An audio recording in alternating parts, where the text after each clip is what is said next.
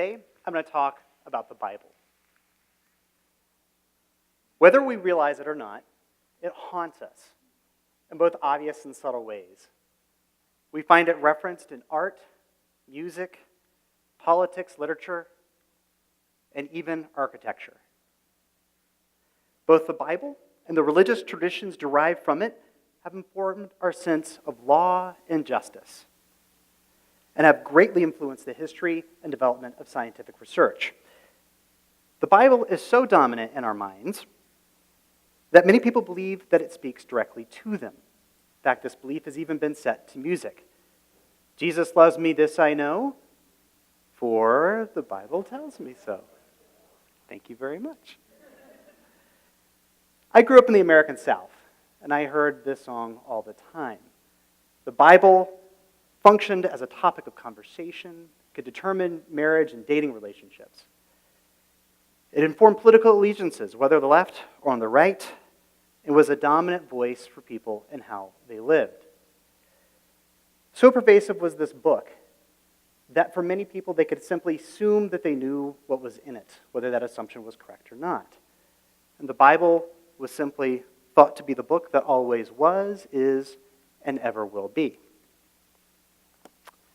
My own perspective on the study of the Bible, the study of the ancient world around which it was produced, changed dramatically when my dad took me to see the movie Indiana Jones and the Last Crusade. Totally true. After watching this movie, I realized that the study of the Bible and the study of ancient history could be an adventure. And what I've come to realize as a scholar and researcher of the Bible is that it can have a profound impact not only on our personal lives, thank you, but also on public policy and our daily political existence. Just last year, the former director of the Environmental Protection Agency, Scott Pruitt, referenced the book of Joshua, incorrectly, but he did it, from the Bible, when he reorganized the advisory panel for the EPA. Though not law, the political, cultural, and social expectations that presidents, whether Democrat or Republican, swear on the Bible during their inauguration reveals how vital this document is in America. Whether we're religious or not, this ritual has been so pervasive in American politics that it basically functions as a moral and ethical test for presidential fitness to lead. What I've also come to realize is that the Bible is the product of an ancient and a modern conversation. And this realization has set much of the agenda of my research, both through graduate school now, also at CU Boulder.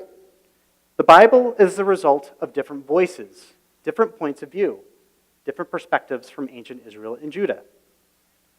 Accessing these disparate voices in the modern academic study of the Bible helps us to understand not only the history of these texts, but also why we should be invested in the research of the Bible in the ancient world. Here's one of the most surprising facts about the Bible. These dynamics of an ancient conversation are what allowed the Bible to survive for millennia. The very disagreements in the text call for interpretation, without which people would simply stop reading the Bible. And the way in which it speaks not with one voice, but with many, in a variety of different ancient contexts, is what gives it power to influence so many different communities over time. These facets of the book also make it dangerous, open to misunderstanding.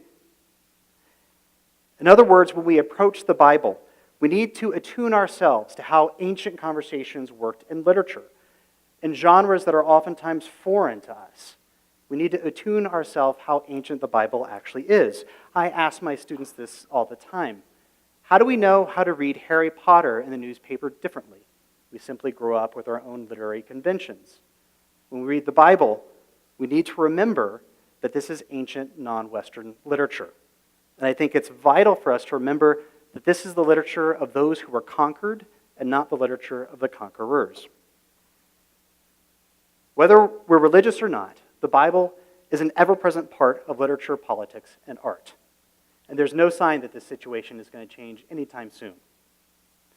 Accessing the ancient conversations embedded in the Bible gives us insight into perpetual questions about the human condition and questions about why we're in the world and how we relate to one another.